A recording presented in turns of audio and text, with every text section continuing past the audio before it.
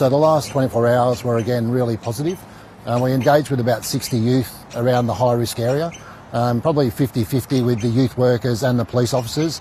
Obviously we've got a lot of additional police here, so the engagement's been really positive. There were 16 conveyed by youth workers back to responsible adults.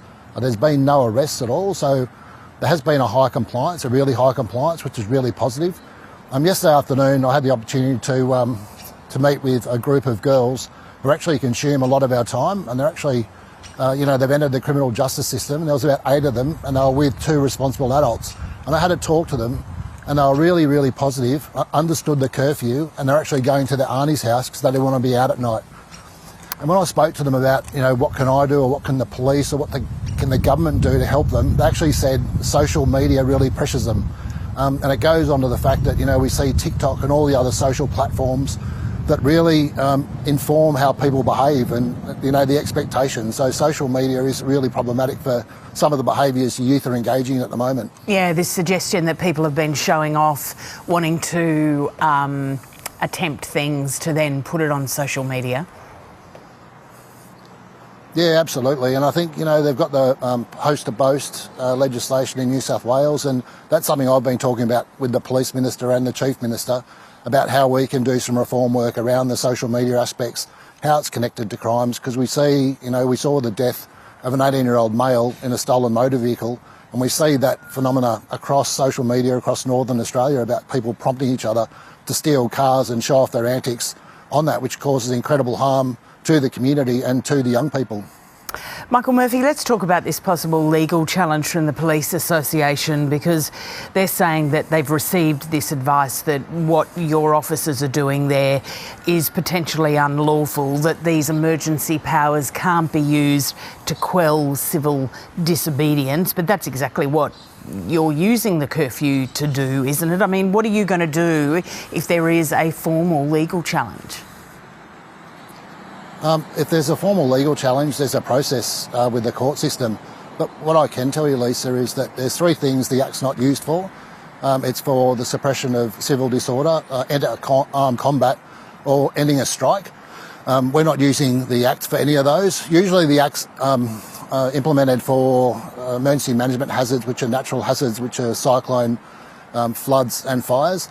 On this occasion, the Act also talks about an event, and the events basically lead to the loss or damage of property, the loss of life or injury or distress to people, and it basically requires a significant coordination of government assets and non-government assets to rectify the problem.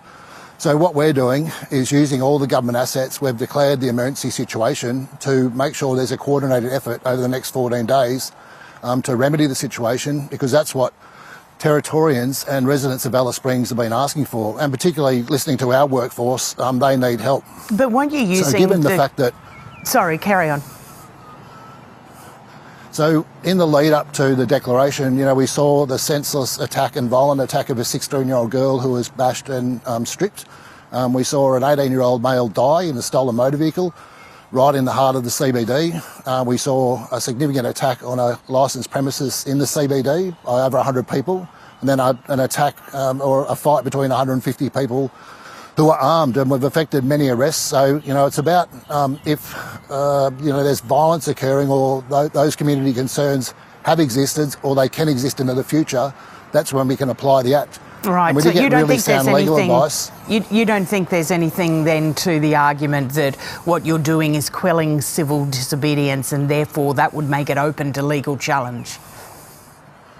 No, so a riot or civil disorder, we've got other parts of legislation that can address that. This is basically for preventative and a collegiate approach to bring everyone together, and the Act says it's itself in a coordinated fashion to remedy the situation, because there is, some longer-term solutions required to address the social issues in Alice Springs with young people and obviously adults as well, but to reform some of the work. And it's not just, and I've said this time and time again, it's not just a policing solution. We can provide some really quick measures in place to provide calm and bring social order.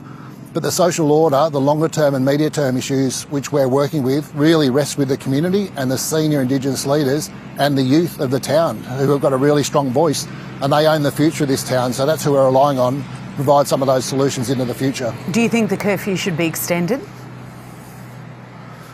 So the Emergency Management Council, which is part of the Act, we met yesterday, we're meeting again today. We basically get an update how the situation's unfolding and whether the emergency situation stays in place.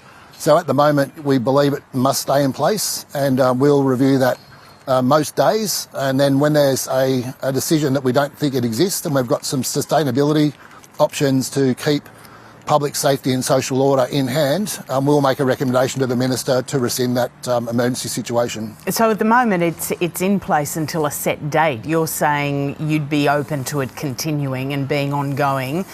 Have you got the staff to continue being able to do that? Look, we're at day 6 now. We're planning for 14 days and what that looks like, yes. If we need to continue it, we will. Do I have the staff? We'll make it work, but you know, there's 81 additional police in Alice Springs at the moment.